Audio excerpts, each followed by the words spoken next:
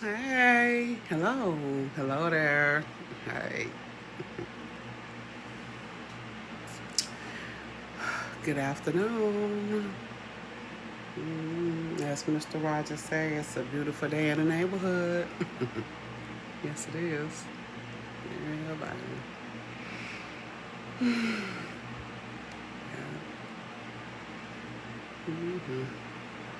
Yeah. Oh, I had this when I was in a car accident in 1987. It go all the way up in my head. I had a good surgeon that repaired it. Yeah. I had hit the windshield. And I was very, very, very pregnant. This is in August 18th, 1987. Yeah. I had my daughter August 19th, 1987. And Yvette, the one that called herself Yvette Turner, and her man, Alpha Spank Sr., kidnapped my daughter from Belleville Memorial Hospital in Belleville, Illinois. The surgeons, everybody at the hospital turned her in. Yes, they did. Yeah. Curtis Hill was in on it. Them Belleville Police Departments made thorough reports. And they knew what Curtis Hill was. They say, what is going on? And that man not even the police. Here you is. And they know me. I'm a queen. I'm a doctor, judge. They know me. And when they checked the system either further, they was like, you FBI? I'm like, yeah, I'm FBI. Come on. Well, it was always in the system. That me, Shonda Williams, also used the name LaShonda Farmer. I was in the process of stop using that name um, in 1998. I hadn't got everybody in court. Everybody in East St. Louis know I took everybody to court. We was getting I got all that stuff cleared up. About these kids, their names. I'm talking about, I got everybody. I'm talking courthouse getting packed. We get everybody. Other police cooperating, other communities. We turn everybody through. You got two identities. Let's go and clear this up. We're finna wrap it up. Because what's the purpose of this? Because you some kin to this person, you some kin to this. We getting these kids, stuff that been. I'm talking about we turn everybody up. Make them do the right thing. Because everybody was tired of unfoolishness stuff. You know? And we even too was brought into other situations we had nothing to do with, but just to confirm their identity and what we knew them by and where we know them from and, to help their cases.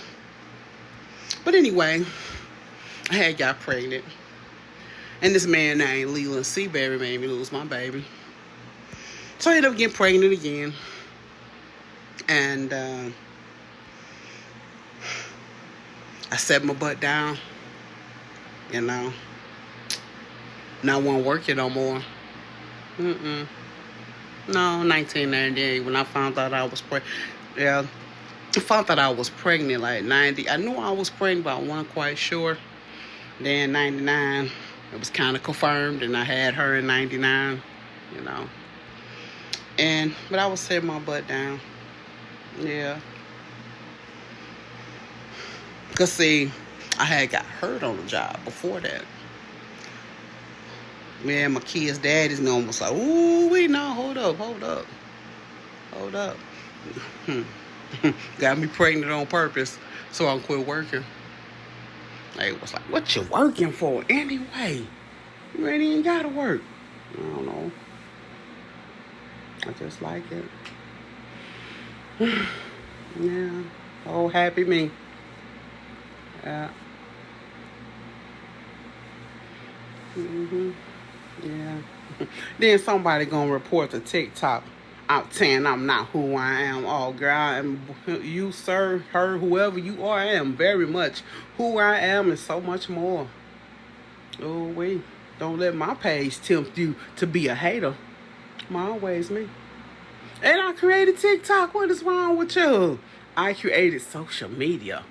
What Zuckerberg them didn't do all that? They had no knowledge of what social media was. I'm talking about why they building and getting instructions on what to do. You know, they reported me to the FBI. I said, oh, I got some good employees that's reporting me. And they told them, yeah, y'all doing right. Just do as she say. And yeah, she got government approval for this and, and this and that. Cause see, everything I do, stuff like that, dealing with satellite and all that, you have to have government permission. You just can't do it. You can't. Oh boy.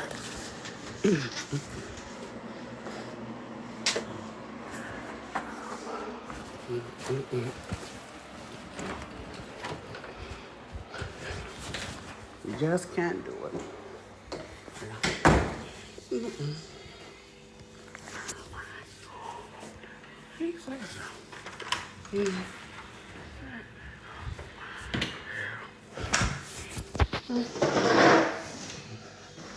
I done pulled up the statistic page. Sorry about that, but I covered it up. Yes, me. God been good to me. See, I'm getting back happy. Just letting all that pain out and sharing with everybody. That's why they tell you at the same time, you got to tell people what's going on. So God can help you and also allow you to help yourself. And for you to be able to move on away from that stuff. Because those people problems weren't my problems. But I did my job, And then I also went beyond my duties. Because I'm human. I'm a God-loving person. I'm a minister. I take that to heart. Yeah. When people was trying to turn my name down and all that type stuff, and people was doing stuff, you be so amazed about some of the people that have your back, the least people you think not paying attention. When people was trying to ruin me, even the kids, not Dr. Williams. Even the little kids I put in juvenile, she ain't like that. This person like that, and this, and that. Yeah, I'm talking about because I did so much stuff in the neighborhood. I was a school teacher, I was a principal, had my own school. Doctor, minister, precinct commitment person, town manager. Oh, I did so much. I am the person that created COVID checks.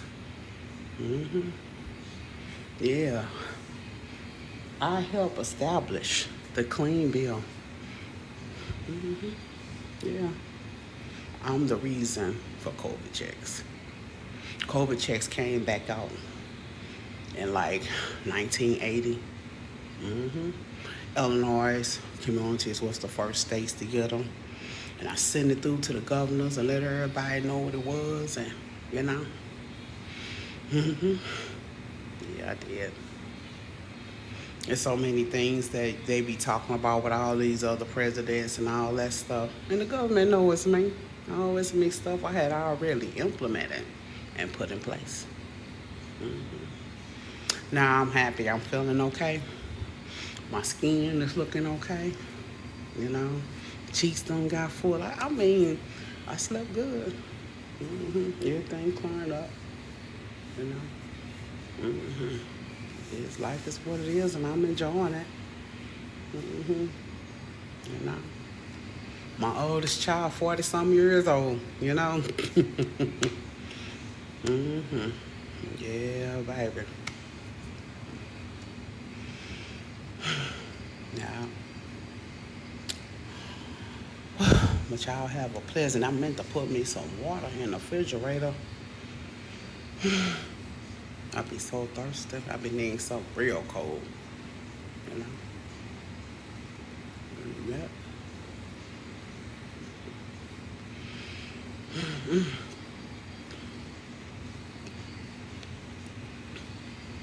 Yeah. God is good. You thank God no matter what, because God be opening your eyes to stuff you need to see too. You be like, oh Lord, why did that happen? Because it might have happened before, you just didn't know.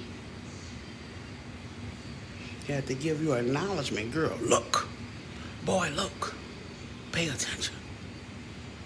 For real. For real.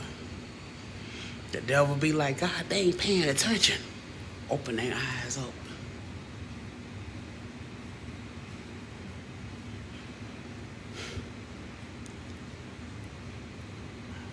It's not the fact that the devil make you do it or make them do it. It's the fact that the devil will tell God, and God will open on people's eyes up around you, so everybody can see you for what you really are. Like I had told DMX, and he be saying that quote, you have to accept people for what you see them as, because that's what they are. That's your cue to move on. Because your eyes done been open. Especially something you can't tolerate. And you probably don't help that person try to change their ways. And they mock about it, and that's when you move on. As a pastor, well, minister, I never did funerals. I did one. Because the boy always came to church. This little boy loved me. You gonna do my granddaddy's funeral? I said, I'd do it for free. They did it at my church. Her grandmama, no, because I like that man. We was telling jokes and everybody getting up there. And he started crying. Why y'all talk about my granddaddy? He ain't dead, and y'all laughing. And I said, you listening to what we saying? We recording it. I said, we talking about how he was a happy man and how he made us laugh and everything. I mean, we know you miss him. Won't you say some things about him that made you happy? That's why you miss him so bad. That's why you're crying. I said, I know how I feel. But I'm telling you, I know. Because I miss my mom and daddy too. But I think about, well, we used to do some good stuff together. You know, they taught me something. He got up there talking about how him and his granddaddy was doing stuff and this, and he stopped crying. And he got to say, I'm sorry, everybody. My granddaddy was a funny man. And he used to do this. And I said, boy, you know, that's the only funeral I have ever done. I have never done anybody else's. Because it's kind of hard to do a funeral when you don't know that person. You can do it. You could be like, well, her life, such and such, and they're dead, and the family, maybe the family got some words to say. That's the way a real pastor would do it. You know? Don't lie and tell God you know that person or know they walk a life or, you know, make up a story. Yeah. Did something go on the postman leave a package? Oh, yeah, this is mine right here. No, I brought that out. Oh, you did? I got a delivery message, but I don't see that one. Let me look and see.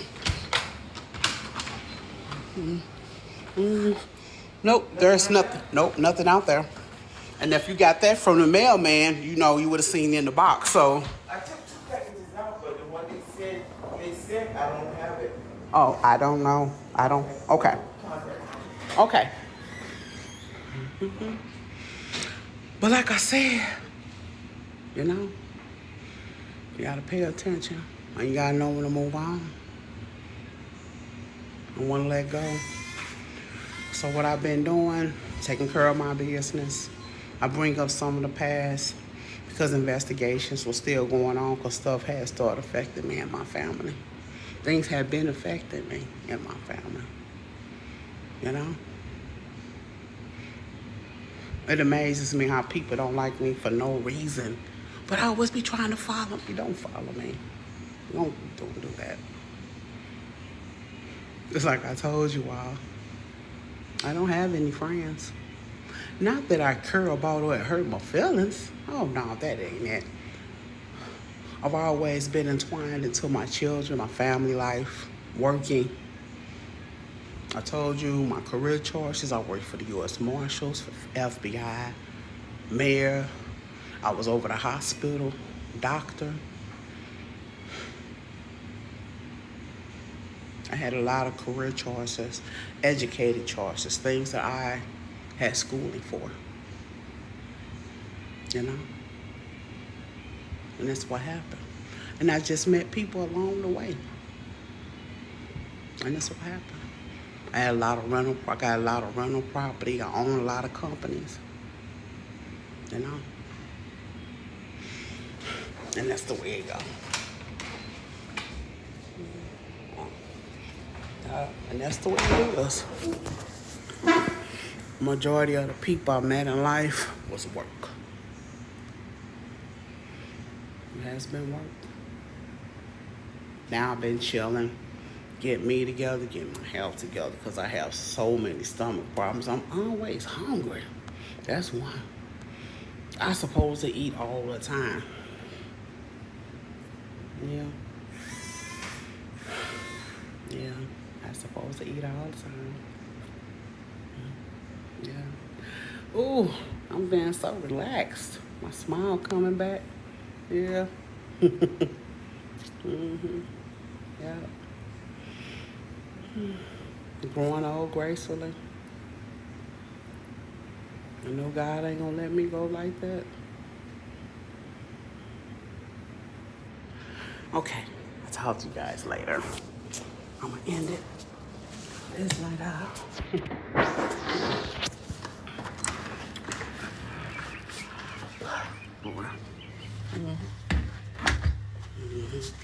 I wonder why when I step outside my face look fatter. Let me cut this off.